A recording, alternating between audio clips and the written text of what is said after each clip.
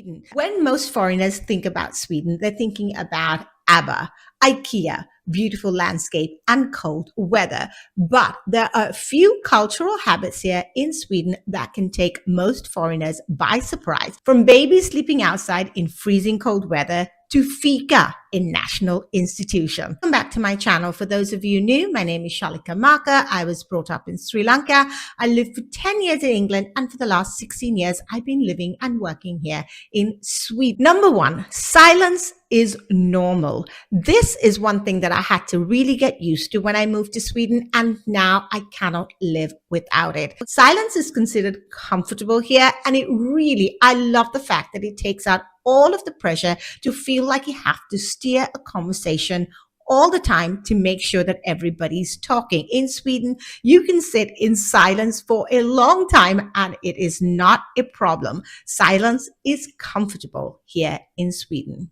Number two, queues are sacred. The Swedes are huge on queuing for everything. Now, most often when you go to get your packages, I covered this in a previous video. I'll leave a link to it in the description box below. You have a small chit that you take out and then you just sit there and you wait patiently for your turn.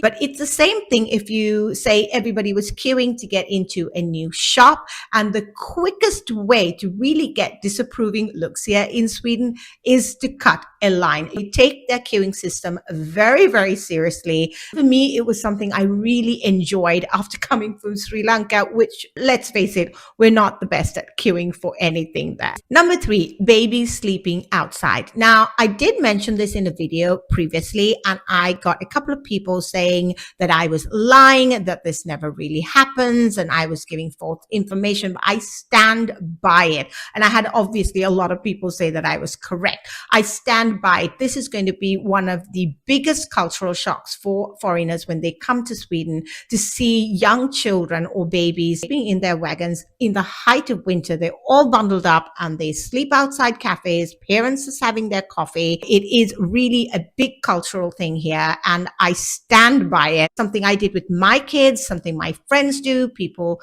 do this very, very regularly, and I think it's one thing that's going to shock a lot of foreigners. Number four, Fika is a lifestyle here. Now, a lot of us in a lot of countries, we take coffee breaks and tea breaks, but it's nothing like they do here in Sweden. It's a national institution. People stop to take Fika throughout their day at their workplace, but people have Fika privately. They have Fika with their friends. People go on Fika dates. I think it's probably more common to invite somebody to go out for a Fika if you've just met someone outside than actually invite them to your home. But Fika is a very, very important part here in Sweden, and something that as foreigners moving to Sweden, you want to get on board with, because you can't miss out on it. It's just a beautiful baked good and a cup of coffee. And who doesn't love that, especially when it involves taking a break from work or catching up with friends and enjoying some great conversation.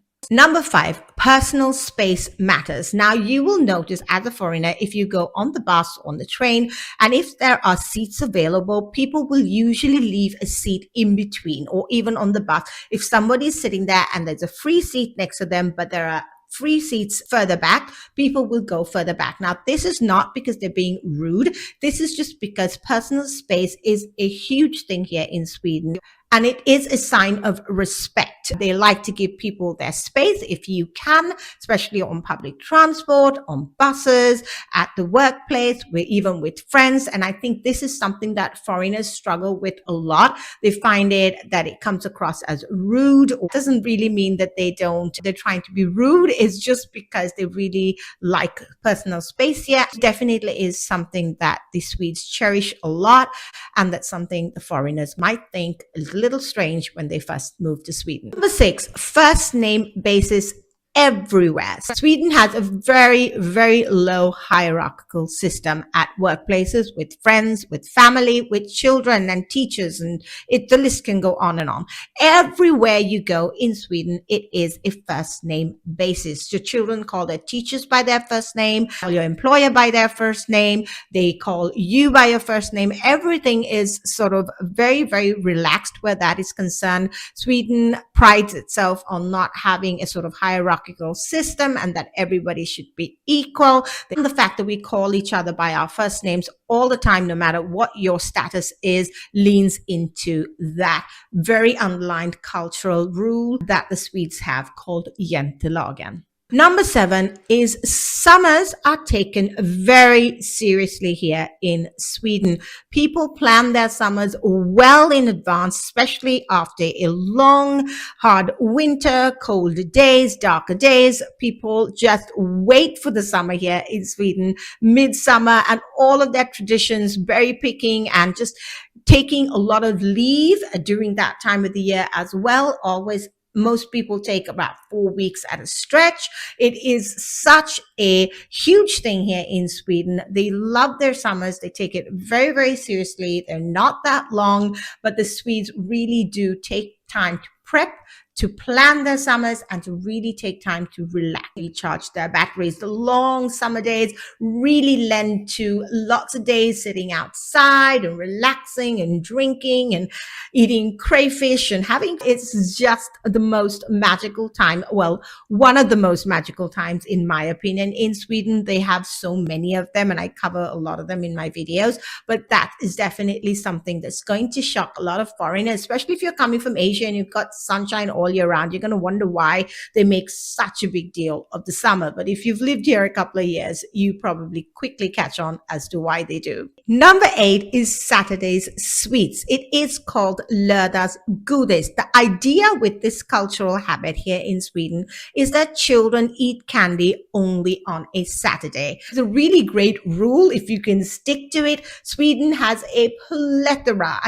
thousands of different types of candy, loose candy, packaged candy, chocolates. It's unbelievable the array of candy that they have here in Sweden, but it is only supposed to be eaten on a Saturday, which I think is a really great rule, especially for children. It teaches them that sweets and candies are obviously not good for you, but you have one day, and most often the children kind of gorge on all of this candy. And it is definitely something foreigners are going to be a little bit taken aback, because especially in Asia, where I come from, or even in England, you don't have that kind of candy culture that you see here in Sweden. And it's going to be something that sticks out to you. Absolutely.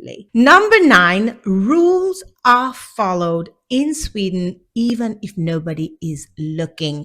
I am telling you, I have observed this one as well. Now, I'm not saying that nobody in Sweden breaks the rules. That obviously is not correct. I'm sure there are loads of people who do. But for the most part, if you actually stop at a street sign and they're going to cross, they will wait till the man turns green, even if there are no cars. I'm telling you, this is true. If any Swedes watching, let me know in the comments below. Do you agree with this one? I find this all over the place. The Swedes are so good in sticking to certain rules, sticking to most rules. It's from, like I said, their queuing system. They won't jump the line. The light is green. You wait for your turn to go once the light's green. Once it's ready, you still wait, even though there's no traffic. I think this is so important for Sweden, and why the culture and the system here works so well, because you are expected to follow the rules even if nobody is looking. Finally, I wanted to add this one as well to the list. Being reserved doesn't mean you're unfriendly. I wanted to add this one because I think Swedish people are misunderstood. They, in my opinion, are very reserved. Swedish people are reserved, and obviously with the other points that I spoke about, personal space, all of these things are so important to them that they don't mean to come across as rude. So as foreigners who move to Sweden, I think sometimes that can come across as being rude or real cultural shock, but it is something that has been a part of their culture for so many years, and we really can't expect to come here and expect them to cater and change their cultures to suit us because it makes us feel uncomfortable. I think it's really important for us to understand how the Swedish culture has evolved after so many years. And I really think it is up to us foreigners to find a way to integrate into it. Now, I'm not saying that it's easy. It probably is quite hard for a lot of people. If you yourself are reserved, it's not going to be an issue. But I think the Swedes are so misunderstood, and there's so many videos calling them unfriendly and not warm. And I think that is so wrong. It is absolutely not the case. You can't be friends with everyone. The Swedes are very genuine friends once you build up these relationships. But I have to say, being reserved doesn't mean that you're unfriendly or stuck up or think no end of yourself. I have been at the butt end of all of these things in Sri Lanka, where I grew up. People thought that I was so stuck up and that I was so full of myself, but I really wasn't. I just was a lot more reserved, and I can still reserve when I go into large crowds and I don't know everybody. I can really draw back, and that can be misread sometimes as being unfriendly. So I really wanted to add this in to this list, if any foreigners were watching, that this is misconceptions about Swedish culture, that they are unfriendly when they are just being reserved. Definitely a cultural habit here in Sweden that's going to take most foreigners by surprise. Okay, let me know in the comments below which of these habits surprised you the most if you've moved to Sweden. Thank you so much for being here. Don't forget to like and subscribe, and I'll see you in the next one.